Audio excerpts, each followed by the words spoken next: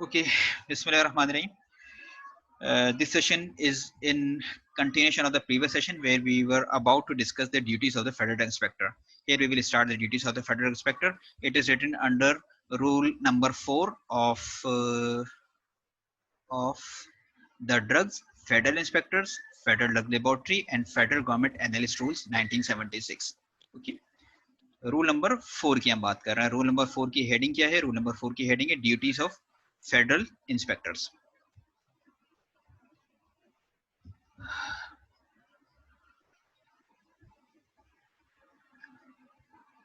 देखें, अगर आवाज नहीं आ रही तो आप में से किसी को माइक ऑन करके बताना चाहिए. सर बीच में आवाज चली गई थी फिर आ गई. ठीक है, जब भी नहीं आए ना आवाज तो कर्टेसी ये है कि स्पीकर ऑन कर, अपना जो माइक है मैंने किसी का म्यूट नहीं किया हुआ, उसे बता दिया करें.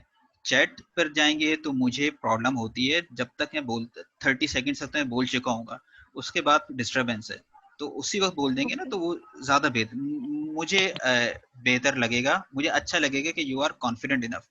टाइपिंग तो सब लोग कर लेते हैं, प्रोफेशनल बनने का फिर कुछ एज होना चाहिए. सर वो एक्चुअली लगता ये है कि शायद हमारा नेट प्रॉब्लम हुआ है जब हम लोग चैट पे कंफर्म कर लेते. अरे माय डियर स्टूडेंट, को कोई मसला नहीं है. देखो यू आर अ प्रोफेशनल, ठीक है. आपको प्रॉब्लम क्योंकि इस सेशन में आप अपनी जो अंडरस्टैंडिंग है उसे इन्हांस करने के लिए बैठे हो, ठीक है, तो आपको एक डायरेक्ट क्वेश्चन फौरन करना चाहिए.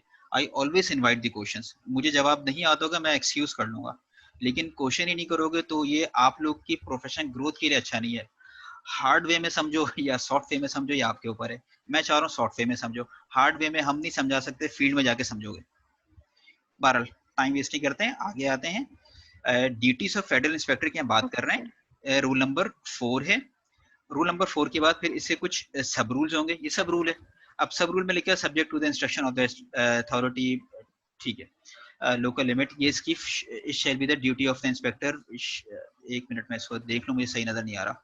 Subject to the instructions of the licensing authority, it shall be the duty of an inspector within the local limits for which he is appointed. अब यहाँ पर इसकी ड्यूटी शुरू हो रही है, किसकी? फेडरल ड्रग इंस्पेक्टर की. ठीक है, अब ये क्या लिखा हुआ है? Clause A. क्लॉज है, सब क्लॉज है? क्लॉज है या सब क्लॉज है जो हाईलाइट मैंने किया हुआ है?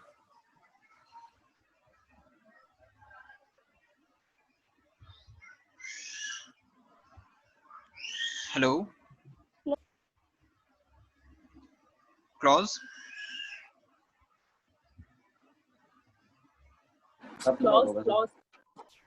क्लॉज है, ये क्लॉज है. देखें, सब क्लॉज और क्लॉज में फर्क का बस आप ये रख लें, अल्फाबेट है, अल्फाबेट क्लॉज होगा.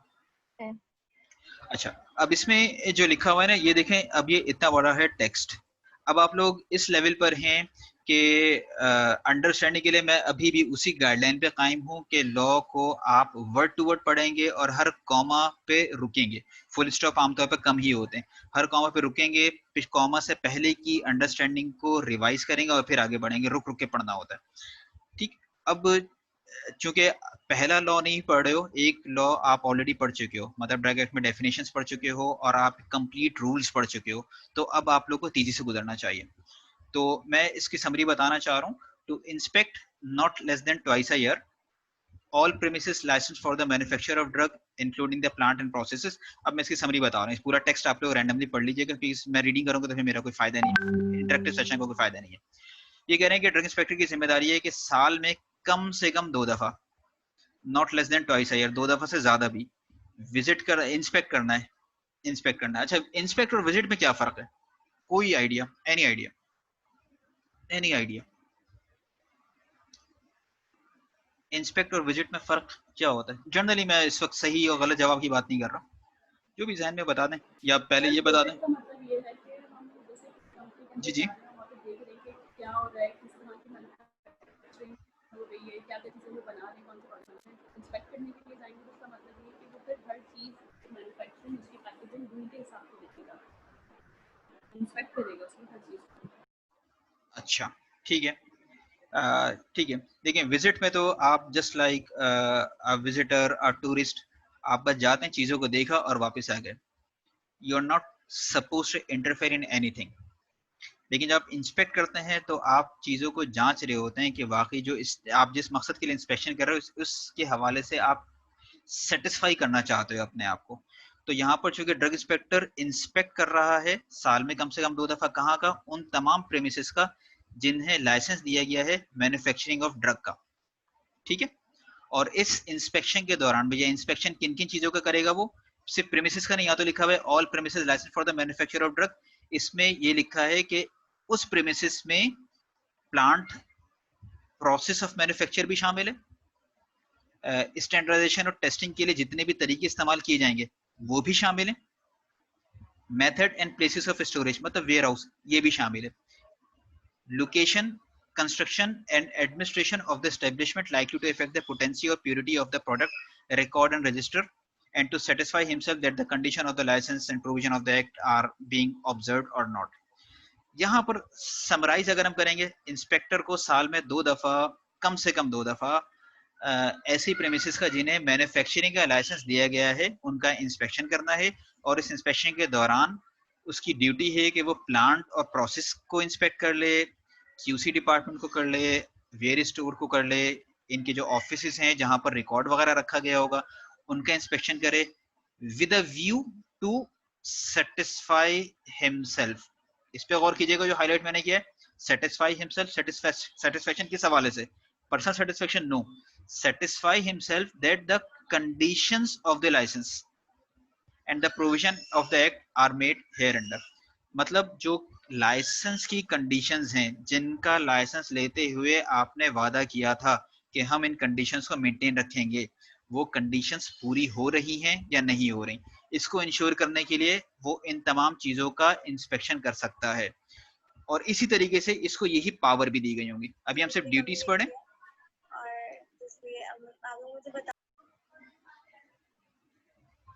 जी कोई कुछ कह रहे, मैं आवाज सही समझ नहीं पा रहा हूँ।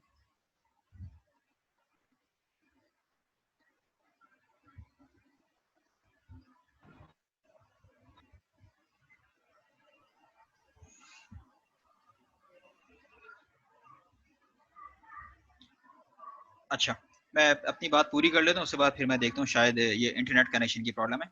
तो बहरहाल मैं सिर्फ ये कह रहा था कि आपने लाइसेंस के टाइम पर जिन कंडीशंस को मेंटेन रखने का वादा किया था या जिन शराइत पर आपको लाइसेंस मिला था वो पूरी हो रही है या नहीं हो रही, इनको देखने के लिए इंस्पेक्टर आपके पास आएगा और चेक करेगा और आपको उसे मुतमईन करने के लिए तमाम रिकॉर्ड्स, प्लांट, एक्सेसरीज और इन तमाम चीजों का एक्सेस देने के भाई जाके आप इंस्पेक्शन कर लो in order to satisfy yourself. ठीक है, अच्छा यहां तक मैंने किया। इसके बाद थोड़ी देर के लिए मैं रिकॉर्डिंग रोकता हूँ। Okay, that was the duty which is mentioned under clause A। अब जब हम clause B को पढ़ते हैं तो clause B में क्या लिखा हुआ है, to inspect from time to time establishment licensed for the import, export, sale of drug and to satisfy himself that the conditions of the license are being observed। अब A और B में क्या फर्क है, इसमें जरा सा आप लोग मुझे बता दें प्लीज, अपना कुछ इनपुट दीजिए इसमें। क्लॉज ए और क्लॉज बी इन दोनों में फेडरल ड्रग इंस्पेक्टर की ड्यूटीज लिखी हुई हैं, इन दोनों में क्या फर्क है?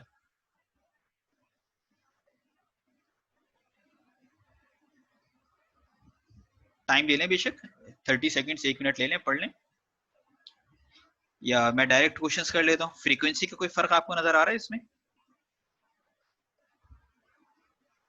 फ्रीक्वेंसी ऑफ इंस्पेक्शन का कोई डिफरेंस है? नेचर ऑफ लाइसेंस का कोई डिफरेंस है?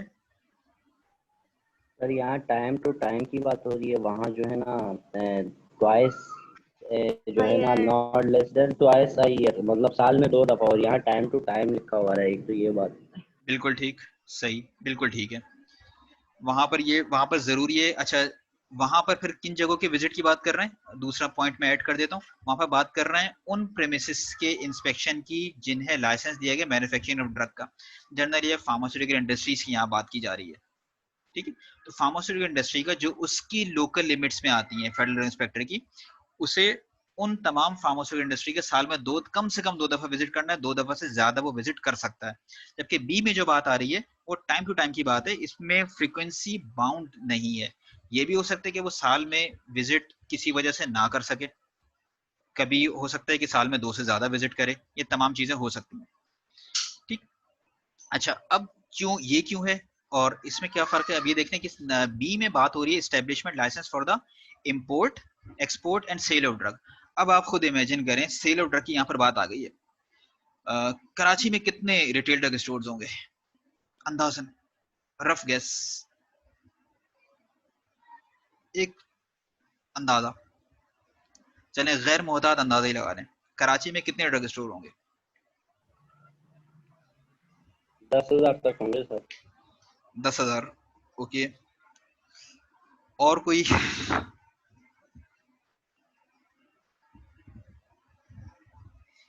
एक और कोई और अंदाजा शेयर कर ले प्लीज। एक एस्टिमेट है कि 10,000 अंदाजन, मैं गैर मोहतात अंदाजे की बात कर रहा हूँ ना, कोई भी एक तुक्का लगा दें, फिगर कोई भी आप शेयर कर दें।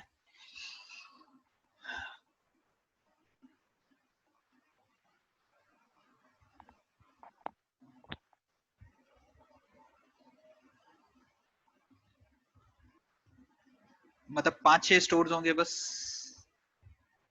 या 1 लाख स्टोर्स होंगे, कितने होंगे? एक 10,000 का फिगर आया। नंबर शेयर करने में तो मेरे ख्याल है कोई मुज़ायका नहीं है, इसमें कोई कबाहत भी नहीं है। गलत हुआ तो आपका,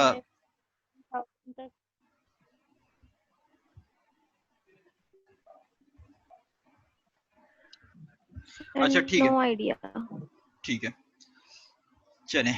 मैं क्योंकि मुसलसल डिस्टरबेंस आ रही है नेट में, यकीनन मेरे पार्ट पर ही होगी, तो मैं फिर इसे मजीद कंटिन्यू नहीं कर रहा हूँ, क्योंकि फिर जब पार्टिसिपेशन नहीं आ रही तो फिर there is no point to continue the session.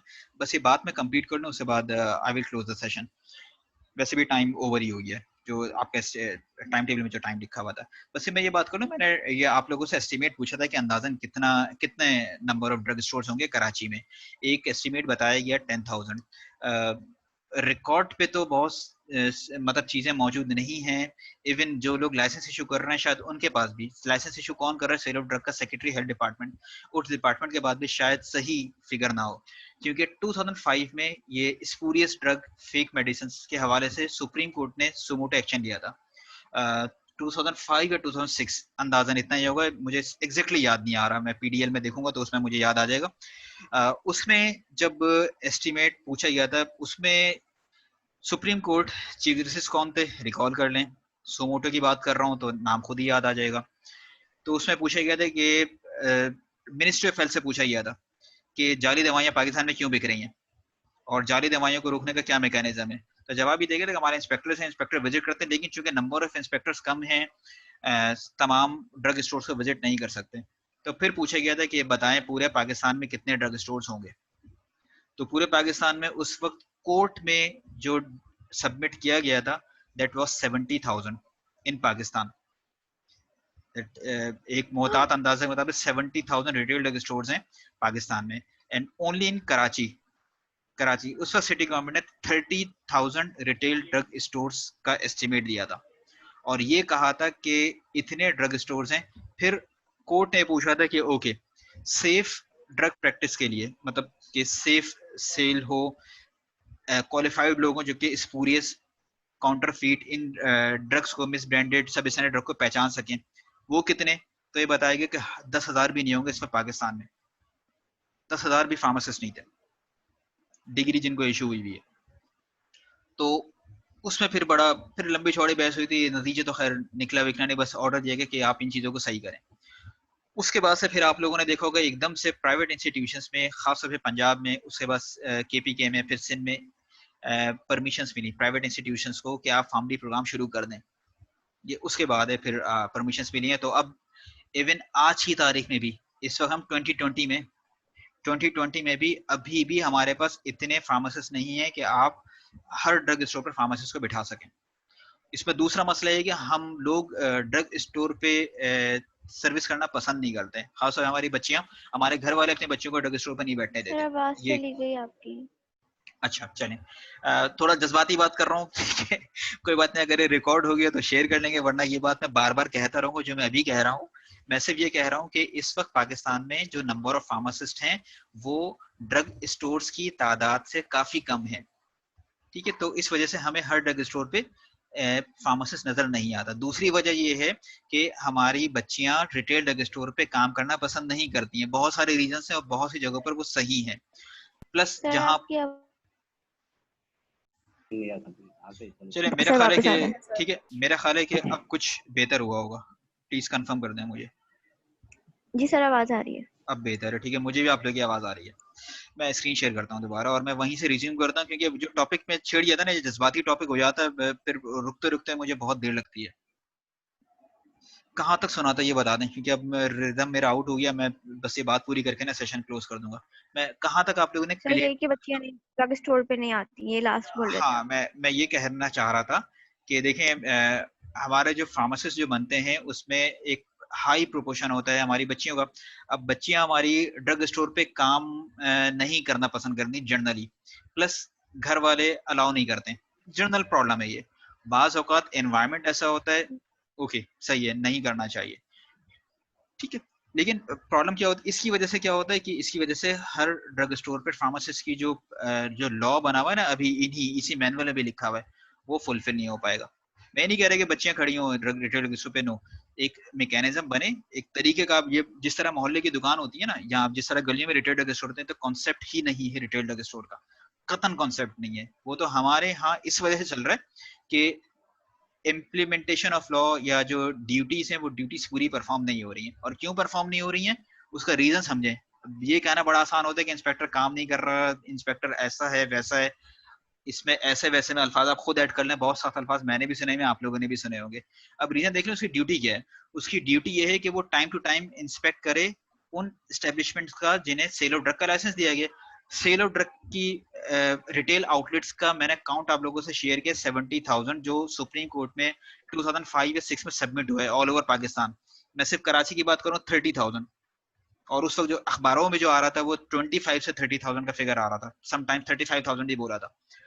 तो इसमें आप ये देखें फार्मासिस्ट जो हर साल निकल रहे हैं उसको जरा फिर आप कंपेयर करें इंस्पेक्टर से, इंस्पेक्टर्स होते कितने। 2017-18 की जो क्लिपिंग मैंने पढ़ी थी न्यूज में, वो ये थी कि सिंध में 40 या 45 ओपनिंग्स थी, प्रोविंशियल ड्रग इंस्पेक्टर की पोस्ट थी 45, ठीक है, लेकिन उसमें सिर्फ 15 या 16 लोग काम कर रहे थे, पूरा सिंध। जस्ट इमेजिन, तो 30,000 रिटेल स्टोर को कैसे कवर करेंगे। ये एक प्रॉब्लम है, इस प्रॉब्लम को ध्यान में रखिएगा। अच्छा, मैं सेशन यहाँ पे बस मैं क्लोज कर रहा हूँ। एक चीज बस ज़हन में आ गई थी, वो मैं आप लोगों से बता दूं। जब हम ये ड्यूटीज पढ़े होंगे ना, तो इसे काइंडली आप ड्रग इंस्पेक्टर के जहन से पढ़िएगा, as if you are going to become a drug inspector, ठीक है। उस हवाले से ड्यूटीज पढ़िएगा और फिर उसको कैरी आउट करने के लिए जो पावर्स हैं सेक्शन 18 में लिखी हुई है ड्रग एक्ट के, उन पावर्स को पढ़ेंगे। तो अगली क्लास कल होगी, तो मैं थोड़ी सी मैं आप लोगों से एक अच्छी उम्मीद बांध लेता हूँ कि कल सेशन में इंशाल्लाह आप लोग ये ड्यूटीज एक दफा रीड जरूर कर लीजिएगा और पावर को रीड कर लीजिएगा। अगर रीडिंग में मसला हो तो इसकी जो वीडियो है मैं ऑलरेडी अपलोड कर चुका हूँ, तो काइंडली 3 वीडियोस हैं, उन्हें अगर आप लोग देख लें तो आसानी होगी, मतलब जिसमें आपकी आसानी हो। चाहे तो वीडियो देख लें, चाहे तो ये टेक्स्ट पढ़ लें। अगला सेशन बहुत तेजी से स्मूथली जरा मजेदार सेशन हो जाएगा, क्योंकि फिर आपके लोग के क्वेश्चन आएंगे, और क्वेश्चन जब होते हैं तो फिर वो इंटरेक्टिव सेशन का फायदा होता है, ठीक है। Thank you. टाइम के लिहाज से वैसे हम लोग बहुत ज्यादा जा चुके हैं, sorry for the disturbance in the session, that was beyond my control, ठीक है। कल इंशाल्लाह मिलते हैं, ओके, अल्लाह हाफिज।